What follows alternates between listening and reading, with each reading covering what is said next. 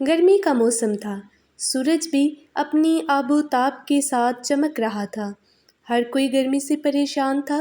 ایک لومڑی بھی پیاس سے نڈھال پانی کی تلاش میں تھی۔ آخرکار اسے کنواں نظر آیا تو خوشی خوشی اس کی طرف بھاگی اور اس کی منڈیر پر چڑھ گئی۔ اس کا پاؤں پھسلا تو کنویں میں جا گری۔ بچاؤ بچاؤ! شکر ہے پانی زیادہ گہرا نہیں ہے۔ پیاس تو وہ بجھا چکی تھی، اب باہر نکلنا چاہتی تھی پر بارہا کوشش کے باوجود وہ باہر نکل نہ پائی۔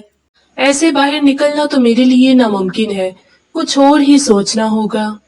اپنی جان بچانے کی خاطر لومڑی اب سوچ بچار کرنے لگی کہ اس کنویں سے کیسے باہر نکلا جائے۔ اتنے میں ٹہلتے ٹہلتے ایک بکری وہاں آ پہنچی۔ بکری کی آہٹ سن کر لومڑی کو ایک خیال آیا تو وہ کہنے لگی، ٹھنڈے ٹھنڈے پانی میں نہانا چاہیے، گانا آئے یا نہ آئے گانا گانا چاہیے۔ واہ واہ، کیا ٹھنڈا میٹھا پانی ہے۔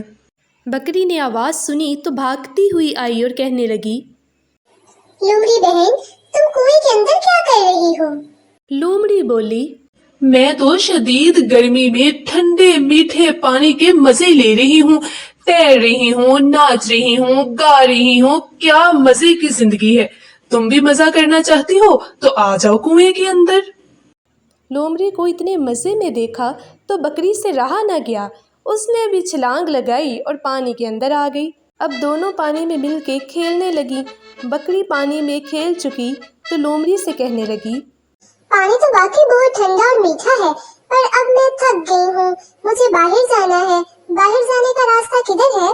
لومڑی کو اسی وقت کا تو انتظار تھا، بکری سے کہنے لگی، بکری بہن، تم کنویں کے ساتھ لگ جاؤ، میں تمہارے اوپر چڑھ کے باہر چلی جاتی ہوں، پھر تمہیں بھی باہر نکال لوں گی۔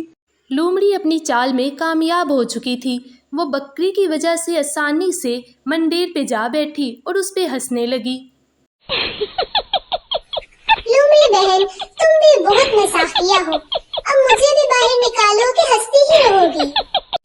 بکری بہن، آئندہ کوئی بھی کام کرنے سے پہلے اس کے نتیجے کے بارے میں سوچ لینا، میں تو خود تمہاری وجہ سے باہر نکلی ہوں۔ لومڑی تو بکری پہ ہنستی ہوئی وہاں سے چلی گئی اور بیچاری بکری اپنی بے وقوفی کی وجہ سے وہی کنویں میں پڑی رہی۔ پیارے دوستو، ہمیشہ اپنے نتیجے کے بارے میں سوچ کر قدم اٹھاؤ۔ آپ کو کہانی اچھی لگی ہو تو چینل کو سبسکرائب کر دیں، کہانی کو لائک کر دیں اور بیل آئیکن کو دبانا مت بھولیں۔ بہت شکریہ، اللہ حافظ، پھر ملاقات ہوگی۔